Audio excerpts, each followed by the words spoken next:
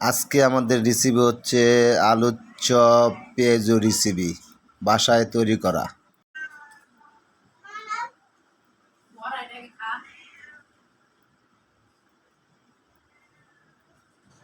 আলু, মরিচ, পেঁয়াজটাকে একটু ভেজে নিয়েছি। তারপর লবণ দিয়ে আলুটাকে ভালো করে মেখে নিব। আলু ভর্তা যেভাবে আমরা বাসায় তৈরি করে খাই ভাত দিয়ে, সেভাবে একদম ভালো করে আলুটাকে মিশিয়ে নিতে হবে। হয়ে গেছে আমাদের আলুটা। এখন আমরা গোল গোল করে ঠিক আলুর চপ যেভাবে আমরা গোল করে নিচ্ছি, দেখেন গার্লস, হয়ে গেছে আমাদের গোল। এই হচ্ছে আমাদের আলুর চপ। এই আমরা বেসনটাকে লাড়িয়ে নিচ্ছি। বেসনটা আগে অবশ্য বানানো ছিল, বেসনের চুবায়া এই এক এক করে ছেড়ে দিব। রেসিপি হচ্ছে আলুর চপটা আমাদের তৈরি হয়ে যাচ্ছে আলুর চপ। এবার উল্টে দিব আমরা এই পাটটাকে সুন্দর করে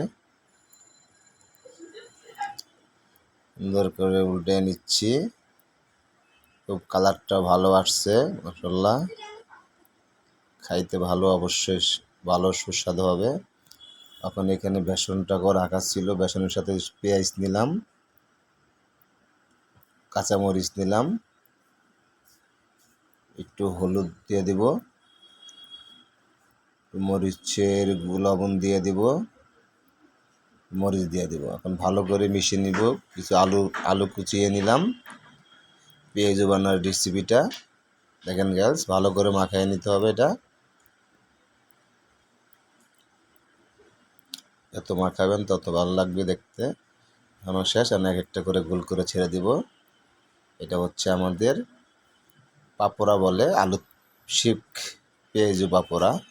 অল্প তেলে, এটা অল্প তেলে ভালো হয়। ডুবা তেলে ভাজতে হয় না, শুধু বেগুনি বা আলুর চপ ডুবা তেলে ভাজতে হয়। এটা অল্প তেলে ভাজলে খুব ভালো হয়, সুস্বাদু হয়। এখন উল্টায় নিব। দেখেন কালারটা খুব ভালো আসছে, মাশাআল্লাহ। খেতে কিন্তু খুব মজা লাগবে। আপনারাও বাসায় বানিয়ে নিতে পারেন এভাবে সুন্দর করে।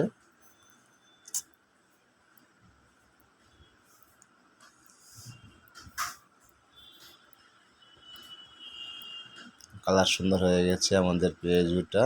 এই যে এখন নিয়ে নিলাম। এখন আমরা আলুর চপটা দেখেন খুব কালারও সুন্দর আসছে। এই যে পেঁয়াজুটা খুব কালার সুন্দর আসছে। এখন খায়া দেখবো আলু এই পেঁয়াজুটা দেখেন, খুব ভিতরে দেখেন খুব ভালো কালার। অবশ্যই খেতে খুব সুস্বাদু। বাসা বানানোর তৈরির মতন খাবারের মতন আর কোনো তুলনায় হয় না। এই যখন একটু আলুর চপ খেয়ে দেখবো, দেখেন কালারটাও খুব ভালো, খেতেও মজা। অবশ্যই আপনারা বাসা বানিয়ে খাবেন। থ্যাংক ইউ, সব ভালো থাকবেন। বেশি বেশি লাইক শেয়ার করবেন।